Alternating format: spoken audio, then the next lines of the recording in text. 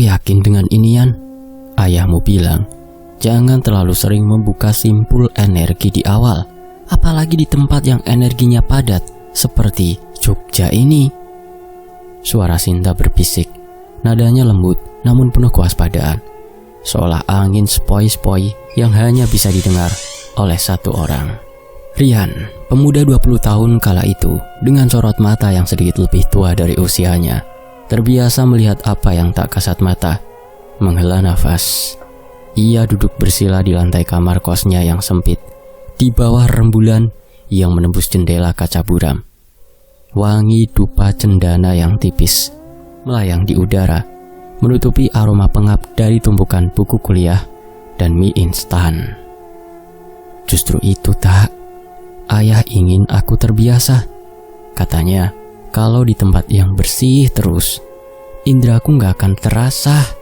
Jawab Rian, suaranya pelan dan teredam, takut didengar oleh Bimo, teman sebelah kamarnya yang sedang tidur lelap di kasur single di ruangan lain. Aku hanya akan mempraktekkan yang kemarin, yang teknik perisai dasar itu. Sinta menampakkan diri sejenak di sudut pandang Rian, sebuah kilasan cahaya keemasan, sebelum memantul menjadi siluet seorang wanita anggun berbaju tradisional Jawa berwarna hijau lumut. Meskipun hanya wujud astral, kehadirannya terasa nyata, memancarkan aura ketenangan dan kekuatan purba. Perisai dasar adalah teknik untuk mengeluarkan energi. Saat kau menyebarkan energimu, kau juga jadi terlihat oleh mereka yang memiliki niat buruk, Yan. Ujar Sinta melipat tangan di depan dada. Kau tahu, di alam kami, teknik ini seperti kau menyalakan lampu neon super terang di hutan yang gelap gulita. Rian tersenyum tipis. Aku hanya ingin memastikan aku tidak terlalu banyak mengandalkanmu. Kau sudah cukup kerepotan menjagaku dari godaan-godaan jin-jin kelas teri yang penasaran dengan putri agung bangsanya ini. Sinta mendengus pelan, senyum samar tersungging di bibirnya. Bukan kerepotan, itu adalah tugasku yang mulia. Mendengar gelar itu, Rian buru-buru mengangkat tangan. Kita sudah sepakat, di dunia manusia, panggil aku Rian. Kita ini partner, bukan majikan dan abdi. Ingat? Baiklah Rian, ucap Sinta menekankan nama itu. Tapi tetap berhati-hati, aku merasakan banyak mata di sekitar sini. Jogja memang kota yang tua dan penuh penunggu. Rian mengangguk, memejamkan mata dan mulai berkonsentrasi. Ia menarik nafas dalam, merasakan energi yang selalu terasa seperti air hangat yang mengalir di nadinya. Ia memvisualisasikan energinya menyebar perlahan, membentuk selubung pelindung tak kasat mata di sekeliling tubuhnya, lalu meluas hingga menyentuh batas-batas kamar. Awalnya, semuanya hening, hanya ada suara jangkrik malam dan desing samar dari kipas angin tua di langit-langit. Rian merasakan ketenangan, seolah ia adalah pusat dari pusaran energi damai. Boom! Tiba-tiba kedamaian itu pecah. Bukan suara fisik, melainkan gonjangan hebat di alam batinnya. Rasanya seperti gelombang dingin, berbau busuk, dan amat sangat tajam menghantam perisai yang baru ia bentuk. Energi yang baru menyebar itu buru-buru mengerut, mencoba mundur ke dalam dirinya. Tapi benturan itu terlalu keras, terlalu mendadak. Nafas Rian tercekat, keringat dingin langsung membanjiri pelipisnya. Rian, tarik energimu sekarang! Suara Sinta berteriak. Suaranya kali ini tidak lagi lembut, tapi bergema dengan urgensi yang hampir menyakitkan. Rian berusaha. Ia memaksa air hangat di nadinya kembali ke titik pusar. Tetapi energi jahat yang menghantamnya itu adalah serangan yang disengaja. Serangan astral yang kuat, terarah, dan memiliki niat membunuh. Ini bukan benturan biasa, tak? Bisik Rian. Giginya bergemeletuk menahan rasa sakit di dada. Ia membuka mata sekilas dan melihat Sinta kini berada di depannya. Wujudnya berkilauan. 2 pedang tipis dari cahaya berputar melindungi mereka. Aku tahu mereka menyadari kau. Siapapun ini, dia kuat dan tak main-main. Dia mencoba menembus pertahananku. geram Sinta. Matanya memancarkan api keemasan. Rian menahan nafas, berusaha fokus untuk menarik sepenuh energinya. Namun saat ia berjuang, ia merasakan energi negatif itu yang tadinya terfokus padanya, tiba-tiba berpindah arah. Serangan astral itu tidak berusaha menembus pertahanan Sinta lagi. Ia hanya bergeser sedikit, melayang melewati Rian, seolah mengabaikannya. Lalu dengan kecepatan kilat, ia menghantam sesuatu di sudut kamar. Duk! Kali ini ada suara fisik. Bimo, teman kamar sebelah Rian, yang tadinya tidur pulas, tiba-tiba menjerit tertahan dan jatuh dari kasurnya. Rian langsung melompat berdiri. Perisai batinnya ambruk seketika. Bimo! Ia bergegas ke kamar temannya. Sinta yang juga terkejut menghilang dari pandangan dan fokusnya terasa menyebar, memeriksa aura di sekitar kamar. Bimo terbaring di lantai, meringkuk seperti bayi. Tubuhnya menggigil hebat, wajahnya pucat pasi, matanya terbuka lebar, tapi bola matanya bergulir tanpa fokus, menatap ke arah dinding kosong, kejang. Yan, dingin sekali, rintih Bimo. Suaranya serak dan nyaris tak terdengar, seolah udara pun membeku di tenggorokannya. Ia mencoba merangkak, tapi tubuhnya tampak tak bertenaga. Rian menyentuh dahi Bimo. Panasnya luar biasa. Kontras dengan rasa dingin yang ia rasakan beberapa detik lalu dari serangan astral itu.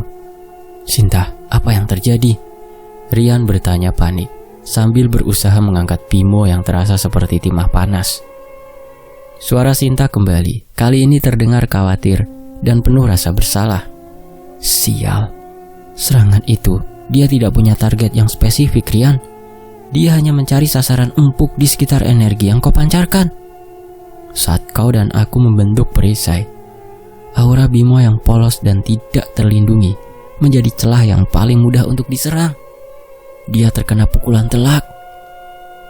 Rian berhasil membaringkan Bimo kembali ke kasurnya. Mengganti selimut tipis dengan jaket tebalnya, ia meraih ponsel dan memanggil nomor darurat. Serangan apa tak? Siapa yang menyerang? Aku tidak tahu pasti, Rian. Auranya sangat gelap dan terasah. Ini bukan sekedar pengganggu biasa, ini adalah taktik. Seseorang tahu kau sedang melatih diri, dan mereka mengirimkan semacam penjaga atau pelindung untuk menyingkirkanmu sebelum kau menjadi kuat. Tapi karena dia gagal membunuhmu, dia melumpuhkan yang terdekat. Malam itu, Bimo dilarikan ke rumah sakit terdekat. Dokter mendiagnosisnya dengan demam tinggi. Namun setelah diperiksa lebih lanjut, tak ada virus, tak ada infeksi, dan tak ada indikasi medis yang jelas. Kondisi Bimo tidak membaik. Suhu tubuhnya naik turun tak menentu. Terkadang ia menggigil. Di lain waktu ia demam hebat. Ia terus mengeluhkan rasa sakit di bagian perutnya, dan terkadang berbicara ngelantur dalam bahasa yang aneh, menunjuk ke sudut-sudut kamar yang gelap. Di sudut ruangan kamar kos yang kini terasa dingin dan mencekam, Rian berdiri sendirian. Wajahnya kaku, matanya penuh penyesalan. Sinta, bisiknya, menatap ke tempat di mana ia tahu Sinta berada. Ini salahku, dia nggak seharusnya jadi korban. Tenang Rian, jawab Sinta. Kini nadanya lebih terkontrol. Aku akan coba membersihkan sisa-sisa energi negatif itu dari kamar ini. Tapi yang penting sekarang adalah Bimo. Tubuhnya sudah terkontaminasi oleh energi yang sangat jahat. Kita harus mencari tahu siapa yang melakukan ini dan bagaimana cara menarik kembali energi itu sebelum ia menghabisinya. Rian mengepalkan tangan. Matanya kini memancarkan tekad yang dingin. Rasa bersalahnya kini berubah menjadi kemarahan yang membara. Kita akan melakukannya, tapi pertama-tama aku akan menyelamatkan temanku. Sejak hari itu, kehidupan Rian sebagai mahasiswa di Jogja berubah total.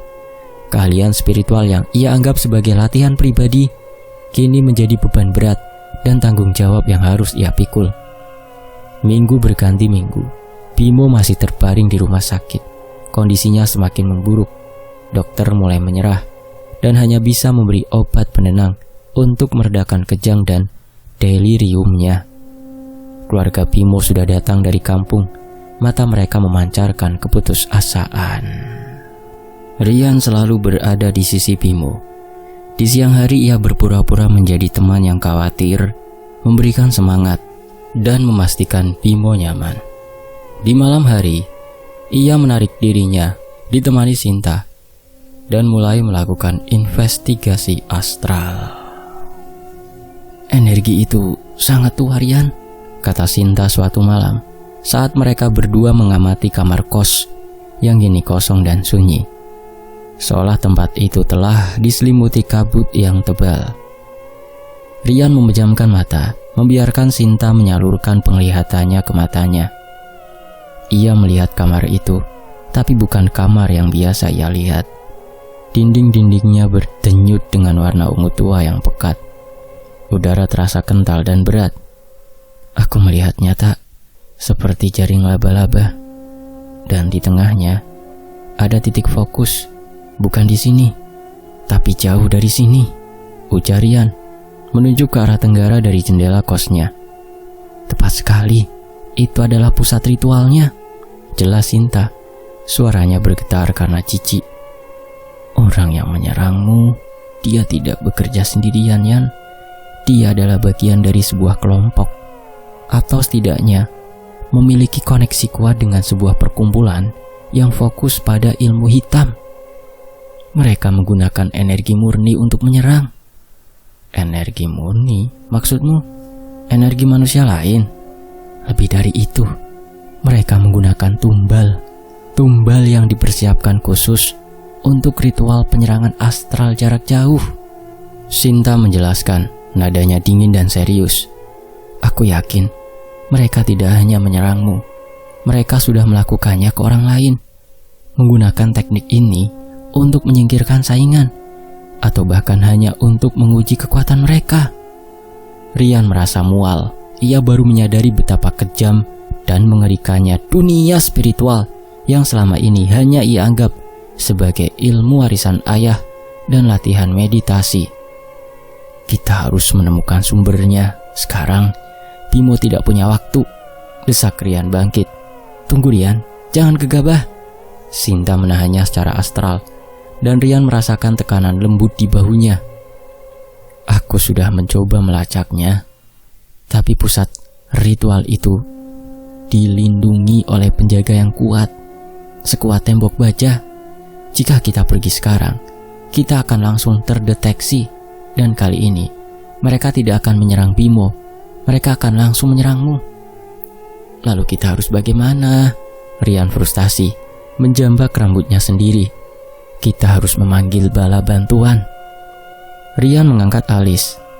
Bala bantuan? Maksudmu ayah? Tapi ayah bilang aku harus menyelesaikan masalah ini sendiri. Sinta menggeleng. Bukan ayahmu. Maksudku adalah kekuatan bangsaku. Rian terdiam. Ia tahu Sinta adalah seorang putri. Ia tahu ia memiliki koneksi ke dunia yang jauh lebih besar dan kompleks. Dunia jin yang konon jauh lebih maju dan beradab dari dunia manusia, namun juga lebih misterius. Kau yakin? Kau bilang itu akan melanggar sumpahmu untuk tetap anonim di dunia manusia? Hidup temanmu lebih penting dari sumpahku, Rian. Aku adalah seorang putri, dan putri juga memiliki pengawal dan pelayan yang setia. Sinta berujar. Pandangannya kini tertuju pada Rian, penuh kepastian. Ada 3 prajurit yang sangat setia padaku. Mereka adalah yang terbaik di antara yang terbaik. Mereka tidak bisa masuk ke dunia manusia secara fisik, tapi mereka bisa membantu kita dengan pengawasan astral dan proteksi. Malam itu, Rian menyaksikan sesuatu yang luar biasa. Sinta memejamkan mata, dan Rian merasakan energi di kamar itu berubah total.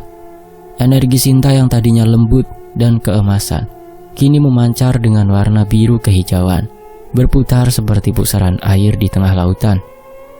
Ia melihat 3 bayangan muncul di sudut kamar, bukan seperti hantu yang melayang, melainkan sosok yang kokoh, memakai baju zirah kuno yang memancarkan kilauan perak. Mereka menunduk hormat ke arah Sinta. Mata mereka penuh kesetiaan. Mereka tampak seperti prajurit dari kerajaan fantasi, namun aura mereka terasa nyata dan kuat. Mereka akan menjadi matamu. Mereka akan melacak titik ritual itu dan melaporkannya padaku. Sinta berkata pada Rian, tanpa membuka mata. Sementara itu, kau harus melakukan satu hal penting, Rian. Apa itu, Tak? Kau harus menemukan sesuatu yang memiliki energi murni dan alami untuk menetralisir racun di tubuh Bimo. Sesuatu yang sangat kuat dan sangat langka. Ilmu hitam yang menyerangnya menggunakan energi dari bumi yang telah dikotori. Kita harus melawannya dengan energi bumi yang masih suci. Rian berpikir keras. Energi suci dan murni di Jogja itu terdengar seperti mencari jarum di tumpukan jerami. Aku tahu di mana kita harus mencari. Rian tiba-tiba berkata, matanya berbinar dengan sebuah ide, Merapi. Sinta membuka mata. Senyum bangga tersungging di bibirnya. Tepat sekali, Rian. Gunung Merapi, tempat di mana energi alam, energi spiritual, dan energi sejarah menyatu dalam satu harmoni yang kuat. Di sana, kita mungkin bisa menemukan apa yang kita butuhkan, dan mungkin juga petunjuk tentang siapa yang menyerangmu. 2 hari kemudian, Rian memutuskan untuk izin tidak kuliah dan berangkat ke kaki Gunung Merapi. Ia tidak bisa membawa Bimo, dan ia tidak bisa menjelaskan kepada orang tua Bimo tentang energi suci yang ia cari. Ia hanya mengatakan kepada keluarga Bimo, saya akan mencari pengobatan alternatif terbaik untuk Bimo, doakan saya. Rian menggunakan motor kesayangannya dan menempuh perjalanan yang panjang menuju lereng utara Merapi. Daerah yang terkenal masih sangat asri dan jarang disentuh pembangunan modern. Sinta menemaninya. Wujudnya tak terlihat, tapi kehadirannya terasa sejuk dan menenangkan di tengah teriknya siang hari. Di mana tepatnya, Tak? Tanya Rian, sambil mengamati hutan pinus dan perkebunan teh yang terbentang di depannya. Aku tidak bisa menunjuk titik pastinya, tapi aura pelindung Merapi yang memancar sangat kuat. Kita harus mencari titik di mana energi itu paling jernih. Sinta menjawab, cobalah untuk merasakan, Rian. Gunakan indramu. Rian memarkir motornya di sebuah warung kopi kecil dan mulai berjalan kaki, menyusuri jalan setapak yang jarang dilalui. Ia memejamkan mata, membiarkan indera keenamnya bekerja. Di sana, ia merasakan energi Merapi, terasa seperti nafas raksasa, panas, kuat, dan penuh kehidupan. Namun, di tengah panas itu, ia juga merasakan titik sejuk yang aneh. Kesana, Tak? Rian menunjuk ke sebuah jurang kecil yang ditutupi oleh pepohonan rindang. Aku merasakannya juga, Sinta menyahut. Energi yang sangat murni. Aku belum pernah merasakan energi sebersih ini di dunia manusia sejak ratusan tahun lalu. Mereka berjalan menuruni jurang itu. Hutan semakin lebat dan udara semakin dingin. Mereka akhirnya tiba di sebuah air terjun kecil yang jatuh ke kolam alami yang jernih. Di sekitar kolam itu tumbuh subur lumut-lumut hijau yang memancarkan warna terang, seolah-olah bersinar dari dalam. Tetapi di tengah kolam ada sebuah batu besar berwarna hitam pekat, seperti batu lava yang sangat tua. Namun di atas batu itu tumbuh sebuah bunga tunggal. Bunga itu berwarna putih bersih, kelopaknya memancarkan cahaya perak yang sangat samar. Itu dia, bisik Sinta terengah-engah. Bunga suci Merapi. Aku tidak pernah melihat bunga seperti itu, ujar Rian terpesona. Bunga itu tidak tumbuh dari tanah, Rian. Ia tumbuh dari kekuatan spiritual Merapi itu sendiri. Bunga itu adalah perwujudan energi murni dan suci yang ada di gunung ini. Kelopaknya, jika dimasak dengan benar, bisa menyembuhkan segala jenis penyakit yang disebabkan oleh energi jahat. Rian melangkah maju. Tangannya terulur, tapi saat ia mendekat, ia merasakan tekanan udara yang kuat, seperti sebuah dinding tak terlihat. Kau tidak bisa mengambilnya begitu saja, Rian. Sinta memperingatkan. Tempat ini dijaga bukan oleh jin atau hantu biasa, tapi oleh penjaga spiritual Merapi itu sendiri. Tiba-tiba, dari balik air terjun, muncul sesosok bayangan. Sosok itu tinggi besar, berpakaian seperti seorang pertapa kuno dengan kain putih yang lusuh. Wajahnya tertutup oleh tudung kain. Tapi Rian bisa merasakan kekuatan yang luar biasa dari sosok itu. Ia tidak memancarkan energi negatif, tetapi energi yang netral, dingin, dan tegas. "Siapa kau, anak muda?" Suara sosok itu menggema, seolah datang dari perut bumi. "Kau memasuki wilayah yang terlarang. Di sini, hanya yang berhati murni yang diizinkan mengambil pemberian Merapi."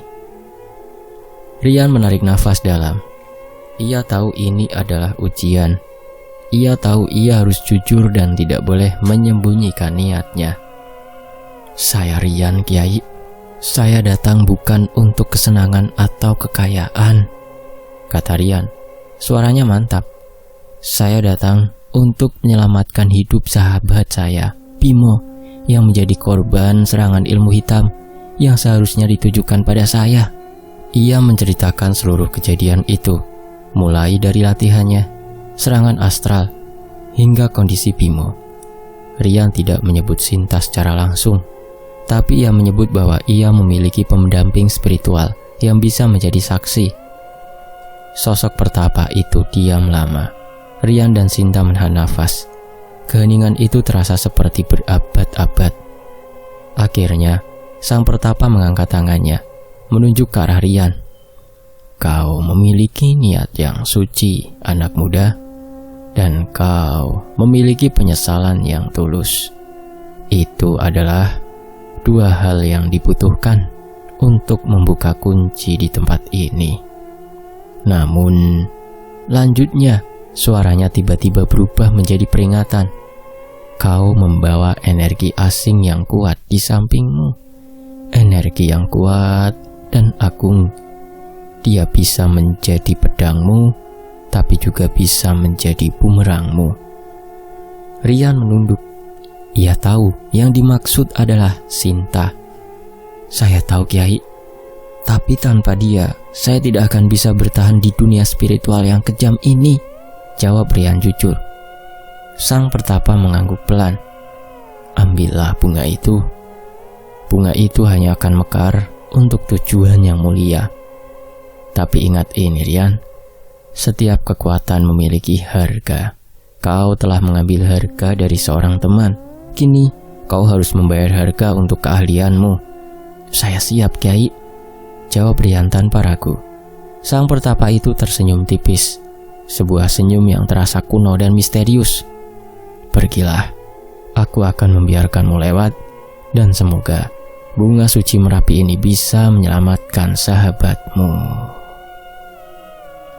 Dengan bunga suci Merapi yang dibungkus kain sutra tipis, Rian kembali ke Jogja.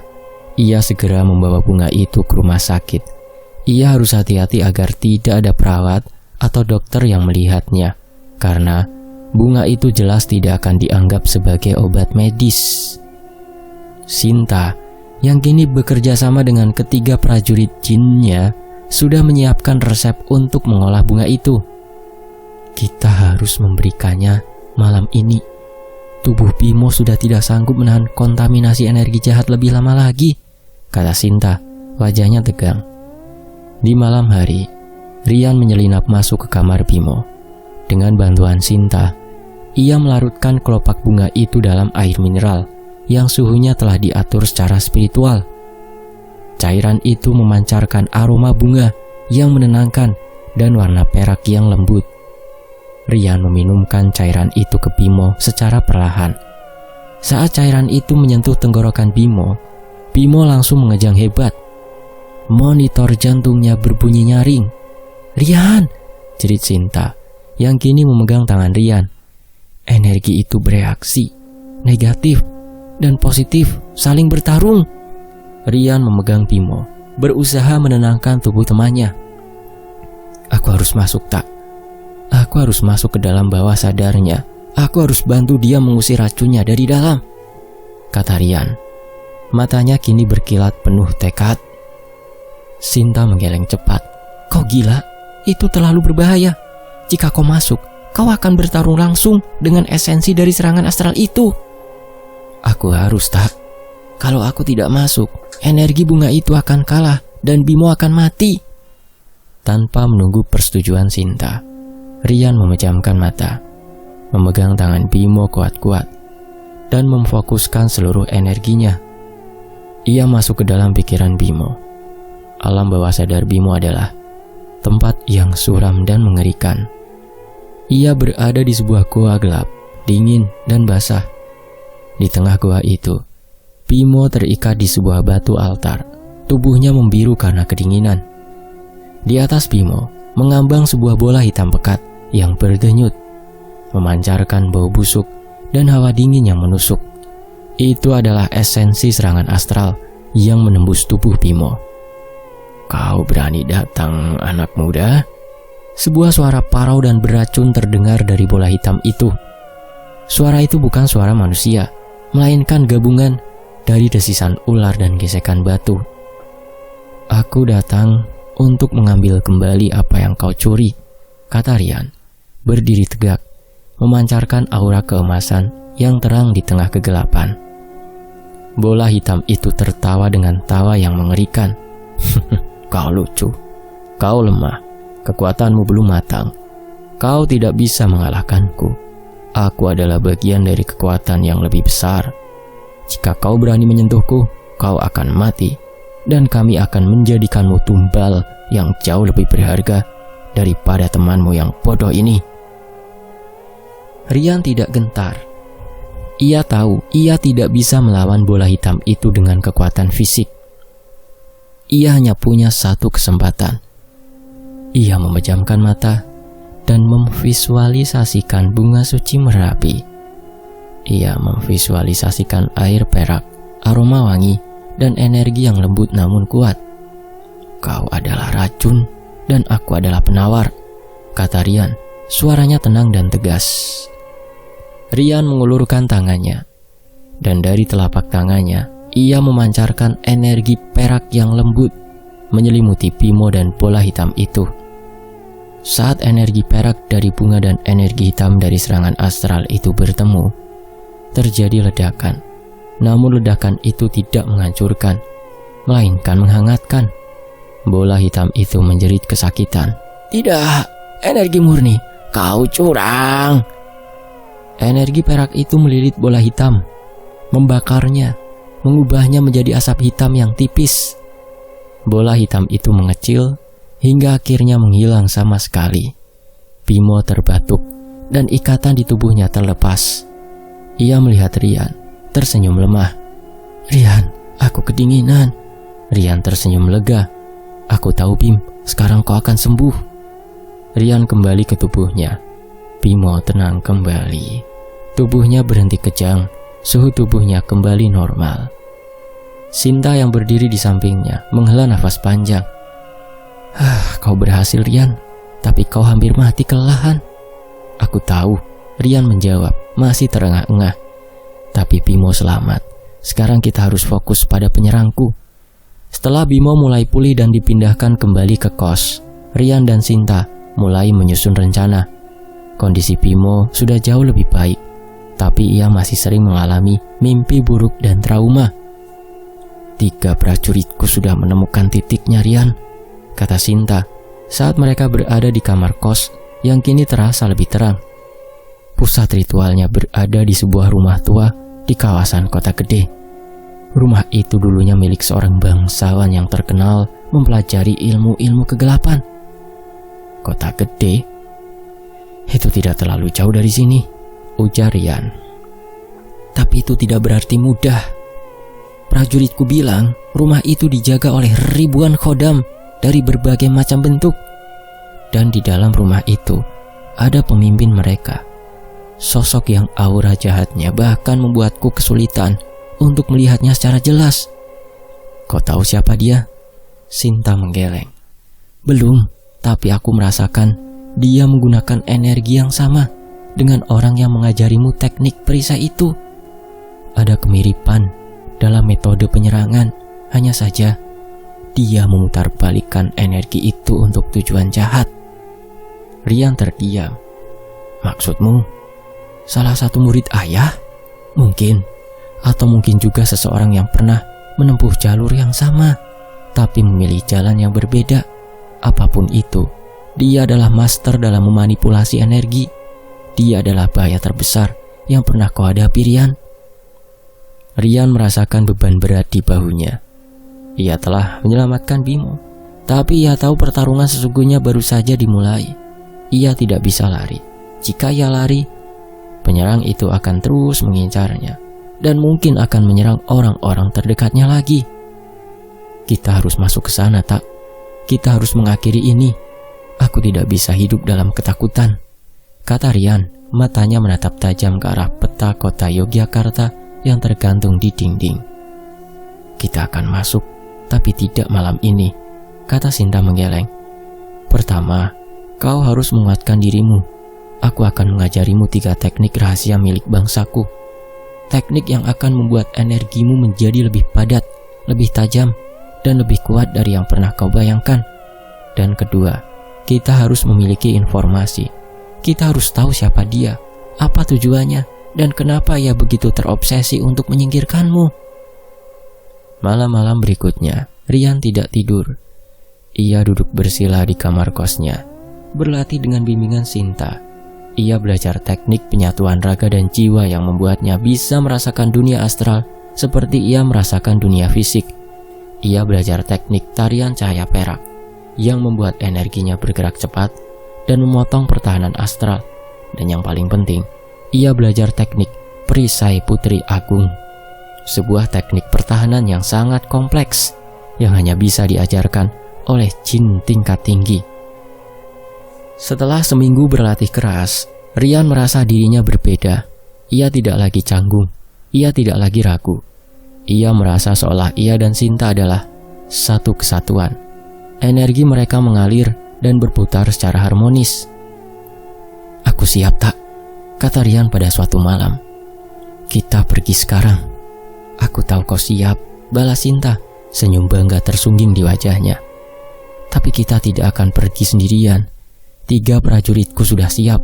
Mereka akan membuka jalan untuk kita, dan aku akan melindungimu dari serangan mental. Malam itu adalah malam Jumat Kliwon. Suasana kota gede yang bersejarah terasa semakin sunyi dan mencekam. Rian berjalan kaki. Motornya ia parkir jauh di sudut jalan. Di depan mereka berdiri sebuah rumah besar dengan arsitektur kuno Jawa Belanda. Rumah itu tampak terawat dari luar, tapi memancarkan aura kegelapan yang pekat, seolah rumah itu menelan semua cahaya di sekitarnya. Itu dia, Rian, bisik Sinta. Rumah itu adalah sarang mereka. Rian mengaktifkan penyatuan raga dan jiwa. Dunia di sekitarnya langsung berubah. Ia melihat rumah itu diselimuti oleh kabut hitam tebal. Dan di sekeliling kabut itu, ia melihat ribuan sosok. Mereka adalah khodam dan jin tingkat rendah, berbentuk menyeramkan, berpatroli seperti anjing penjaga. Khodam-khodam ini sangat banyak, tak? Mereka akan langsung tahu kalau kita masuk, bisik Rian. Jangan khawatir, prajuritku sudah siap, jawab Sinta. Tiba-tiba dari balik bayangan Rian muncul 3 kilatan cahaya perak. Ketiga prajurit jin itu langsung menyerang dengan pedang cahaya mereka. Mereka tidak membuat suara fisik, tapi di alam astral, pertarungan itu terasa seperti badai yang dahsyat. Kodam-kodam itu menjerit, dan garis pertahanan mereka mulai buyar. Rian dan Sinta memanfaatkan momen itu. Sekarang Rian, cepat! Rian berlari melewati gerbang, menembus kabut hitam. Ia merasakan energi dingin dan jahat mencoba menjengkeram kakinya, tapi perisai Sinta melindunginya. Mereka berhasil masuk ke dalam rumah. Bagian dalamnya gelap gulita dan berbau kemenyan yang bercampur dengan darah kering. Di ujung koridor, Rian melihat sebuah pintu kayu besar, dan dari sana memancar cahaya merah yang berdenyut. Pemimpinnya ada di sana, Rian. Pusat ritualnya, ujar Sinta. Rian berjalan menuju pintu itu. Tiba-tiba dari kegelapan muncul dua sosok kodam yang jauh lebih besar dan kuat dari yang lain. Mereka seperti raksasa hitam dengan mata merah menyala. "Tidak ada yang boleh lewat." Raungan kodam itu membuat Rian hampir jatuh. "Sekarang Rian, gunakan tarian cahaya perak," perintah Sinta. Rian menarik nafas, memfokuskan energinya di tangan. Ia melepaskan energi itu dalam bentuk pusaran cahaya perak yang cepat dan berputar. Pusaran itu menghantam kedua kodam dan mereka menjerit kesakitan. Tubuh mereka terkoyak-koyak oleh energi tajam itu. Rian membuka pintu kayu itu dan ia terperanjat. Di tengah ruangan duduk seorang pria paruh baya memakai jubah hitam, sedang bersila di atas altar batu. Di sekelilingnya ada 5 orang lain yang berbaring tak berdaya. Wajah mereka pucat dan seperti mayat hidup. Mereka adalah tumbal yang digunakan untuk serangan astral. Pria itu mendongak, matanya yang merah menyala menatap Rian. Wajahnya tidak asing. "Aku tahu kau akan datang, Rian, anak dari Dayat." Pria itu berujar, suaranya tenang namun penuh kebencian. Rian terkejut. Pria itu menyebut nama ayahnya. "Siapa kau?" tanya Rian, tangannya mengepal. Aku adalah Bayu, murid terbaik ayahmu di sekolah tempat ayahmu mengajar. Ayahmu sedikit mengajarkan ilmu kebatinan padaku karena mengetahui aku memiliki dasar yang bisa bermanfaat untuk kedepannya." Pria itu menyeringai. "Aku yang seharusnya mewarisi semua ilmunya, tapi ayahmu memilih untuk mewariskan segalanya kepadamu, anak yang masih mentah ini, hanya karena kau membawa darah suci." Bayu bangkit, auranya memancar, dan Rian merasakan energi yang sangat akrab, persis seperti energi ayahnya, tapi diputar balikan menjadi kegelapan yang pekat. "Ayahmu tidak lagi mau mengajariku tentang ilmu ini karena aku mencari kekuatan sejati. Dia bilang aku terlalu ambisius.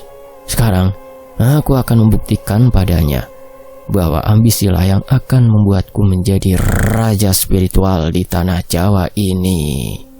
Dan untuk itu, aku harus menyingkirkan penghalang kecil seperti dirimu." Bayu mengulurkan tangan. Dari tangannya muncul energi hitam yang padat, berbentuk seperti rantai. Ia melempar rantai ke arah Rian. "Rian, perisai Putri Agung!" teriak Sinta. Rian fokus. Ia menarik energi Sinta, menyatukannya dengan energinya sendiri. Sebuah perisai biru kehijauan yang tebal muncul di depannya. Rantai hitam itu menghantam perisai. Terjadi dentuman yang memekakkan telinga astral. Bayu tertawa. "Kau mengandalkan seorang jin? Betapa lemahnya dirimu. Aku akan menghancurkanmu, Rian. Dan setelah itu, aku akan menjadikan Putri Agung itu milikku." Rian tahu ini adalah pertarungan hidup atau mati. Ia harus mengalahkan Bayu, dan ia harus melakukannya sekarang, sebelum Bayu menggunakan semua tumbalnya untuk melepaskan serangan yang lebih dahsyat. Rian berdiri di ambang pintu. Perisai biru kehijauan yang dikerahkan oleh Sinta bergetar hebat, menahan serangan Bayu. Rantai energi hitam yang dilemparkan Bayu bukan hanya menyerang secara fisik. Rantai itu mencoba menjerat dan merobek koneksi antara Rian dan Sinta. "Kau terlalu mengandalkan jinmu, Rian," teriak Bayu. Wajahnya bengis, matanya memerah karena amarah. "Seorang praktisi sejati harus berdiri sendiri. Ayahmu mendidikmu dengan salah." "Ayah mengajarkanku untuk mencari keseimbangan," balas Rian, suaranya serak menahan tekanan. "Ilmu bukan tentang kegelapan atau cahaya, tapi tentang niat. Dan niatmu kotor, Bayu." Bayu tertawa terbahak-bahak. Tawa itu menggema, menyebabkan 5 tumbal di lantai mengerang kesakitan. "Niatku adalah kekuatan. Kau lihat mereka?" Bayu menunjuk ke 5 orang yang terbaring lemas. "Mereka adalah sisa-sisa energi murni yang kubutuhkan untuk menghancurkanmu. Aku bisa menghisap jiwa mereka dalam sekejap dan melepaskan serangan yang bisa merobek lapisan astral kota ini." Sinta berbisik di pikiran Rian. Suaranya penuh urgensi. Rian, dia benar. Dia terlalu kuat. Perisai ini tidak akan bertahan lama. Fokuskan tarian cahaya perak pada altar batu itu. Hancurkan sumber tenaganya. Rian memejamkan mata sesaat. Ia menarik nafas. Dan energi dari bunga suci Merapi yang masih tersisa di nadinya memancarkan cahaya perak di sekitar tangannya. Ia mengabaikan serangan Bayu yang terus menghantam perisai. Semua fokusnya kini pada altar batu di tengah ruangan. Dengan raungan keras, Rian melepaskan pusaran cahaya perak dari kedua tangannya. Ini bukan serangan yang elegan seperti yang diajarkan Sinta. Ini adalah ledakan murni dari frustasi dan tekad. Pusaran cahaya itu melesat cepat, melengkung di sekitaran perisai, dan menghantam altar batu dengan suara krak di alam fisik. Altar itu retak, dan ritual yang dilakukan Bayu berhenti sejenak. Energi hitam di ruangan itu bergetar, dan Bayu menjerit marah. "Kurang ajar, beraninya kau!" Bayu menarik kembali rantai hitamnya dan mengubahnya menjadi seekor ular raksasa dari kegelapan. Ular itu mendesis, siap menelan Rian bulat-bulat. Rian tahu ia tidak akan bisa mengalahkan ular itu. Ia sudah kelelahan. Perisai Sinta mulai retak. Tepat saat ular itu melesat, siap menerjang, tiba-tiba terdengar suara dentuman keras dari pintu utama rumah. Gedebuk. Suara itu diikuti oleh seruan yang aneh. "Waduh, sepatu saya jatuh ke got, Des. Mana lagi ini malam Jumat Kliwon. Bisa kesambet tuyul kentir aku." Bayu, ular kegelapannya, dan Rian semua terdiam. Semua mata astral dan fisik kini tertuju pada pintu. Di sana berdiri sesosok pria tua kurus, rambutnya acak-acakan, memakai sarung yang disampirkan seenaknya, dan jaket jeans pel yang sudah usang. Di tangan kirinya, ia memegang tongkat kayu yang ujungnya dihiasi ukiran kepala burung hantu. Dan di tangan kanannya, sebuah toples kerupuk yang hampir kosong. Pria tua itu menggaruk-garuk kepalanya, matanya memicing ke dalam ruangan. Lu, iki ngopo iki? Ini kenapa ini? Kok gelap-gelapan? Gak sopan blas, gumamnya. Lalu matanya menangkap Rian dan Bayu yang sedang dalam posisi duel. "Rian, kenapa kau malah main perang-perangan sama temanmu di rumah angker kayak gini? Bayu menoleh. Wajahnya menunjukkan kebingungan yang bercampur jijik. Siapa orang tua konyol ini? Rian dalam keadaan terdesak tersenyum lega. Senyum tulus pertama yang ia tunjukkan sejak Bimo sakit. "Mbah Margono, syukurlah Mbah datang. Ayah pasti yang kirim." Mbah Margono, pria tua itu melangkah masuk, mengabaikan total aura kematian yang menyelimuti ruangan. Ia menendang kodam kecil yang masih bertahan di lantai dengan ujung kakinya.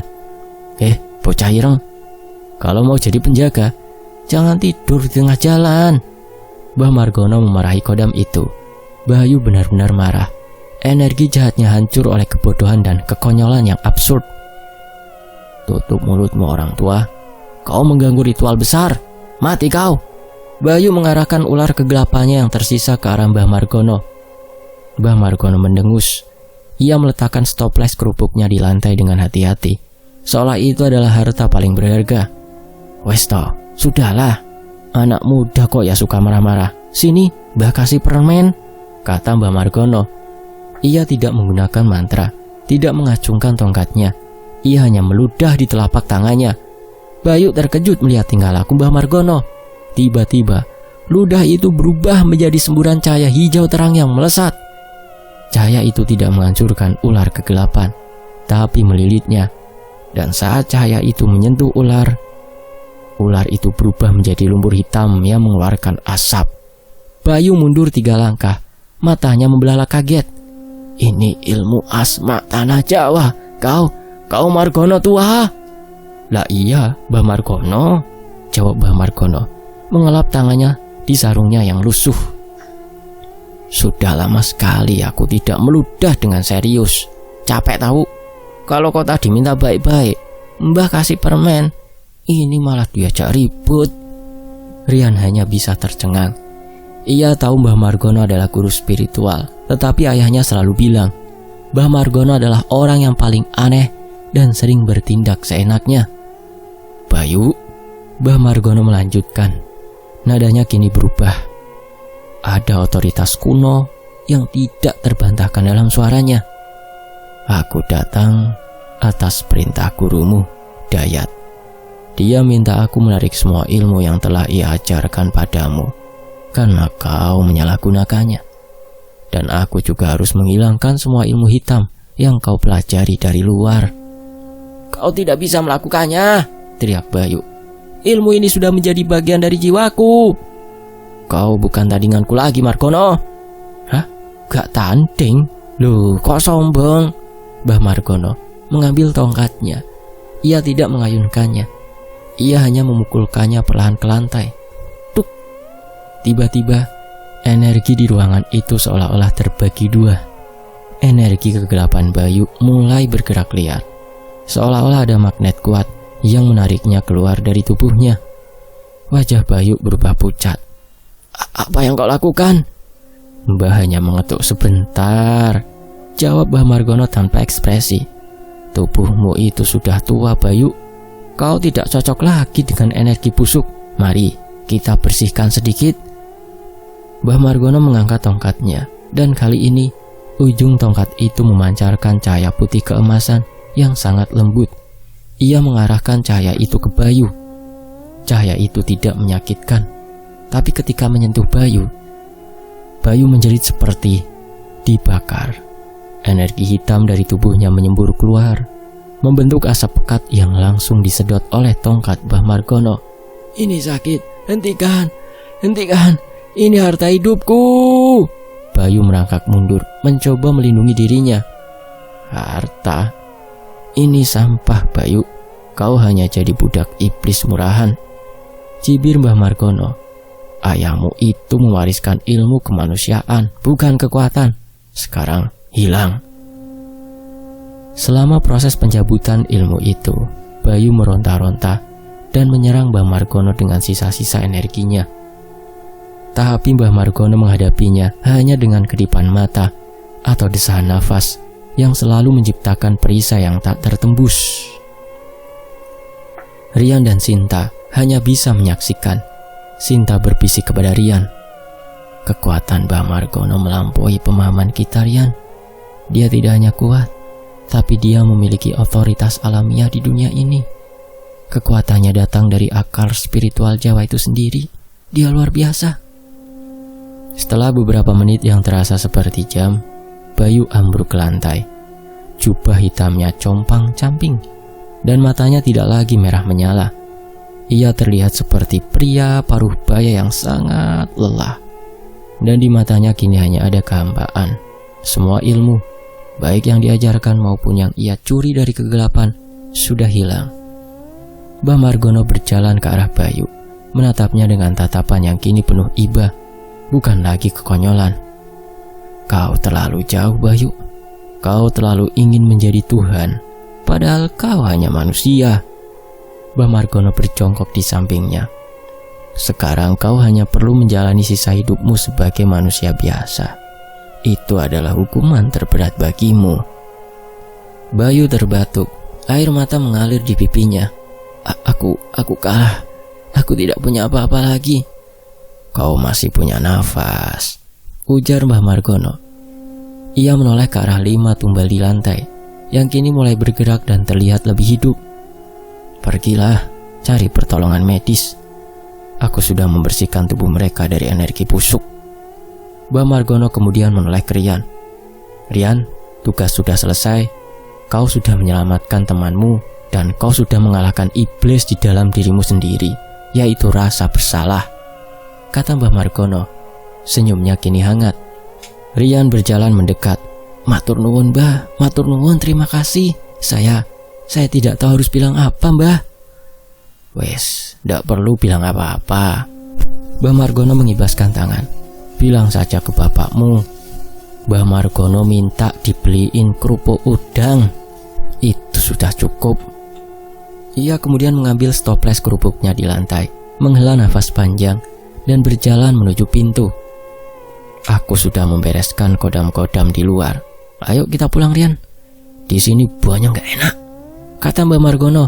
Lalu ia menghilang secepat ia datang, meninggalkan Rian dan Sinta dalam keheningan rumah tua itu. Beberapa hari kemudian, kehidupan di kos Rian kembali normal.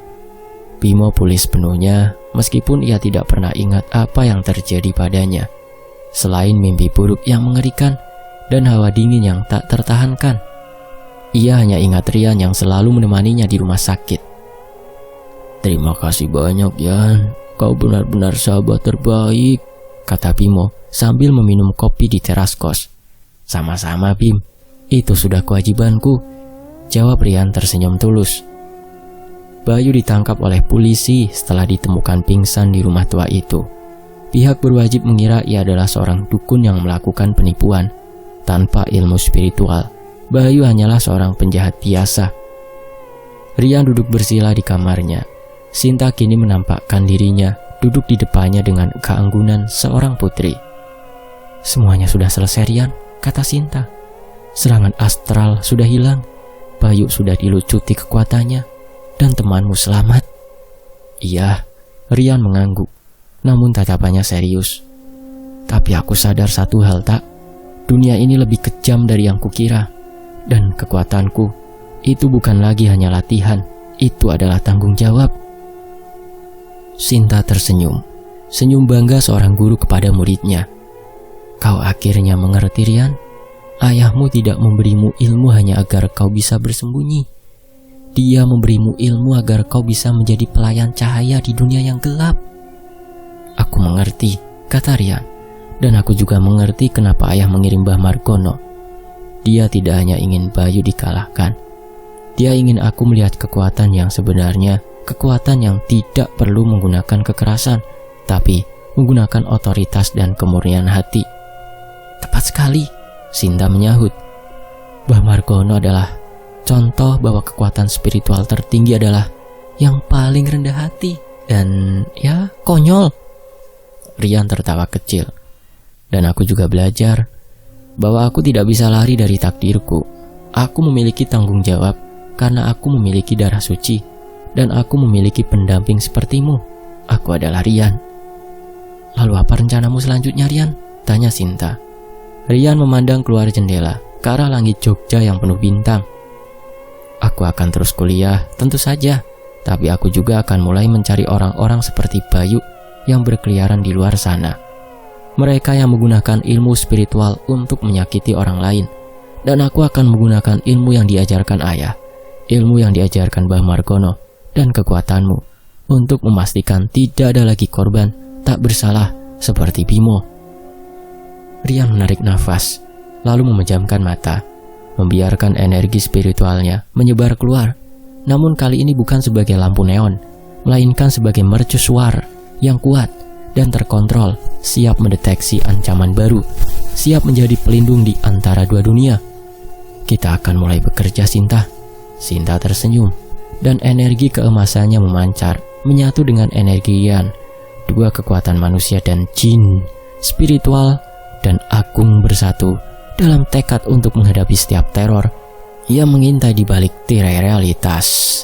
Inilah sebenarnya awal kisah Rian dan Sinta dalam mempelajari ilmu spiritualnya yang baru saja dimulai. Nantikan kisah Rian, Putri Sinta, Mbah Margono, dan Pak Harjo hanya di Fakta Sejarah.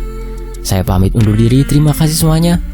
Instagram Mas Rian ada di kolom deskripsi ya, kalau ada yang mau nanya apa-apalah gitu. Wassalamualaikum, tetap di Fakta Sejarah. Alhamdulillah.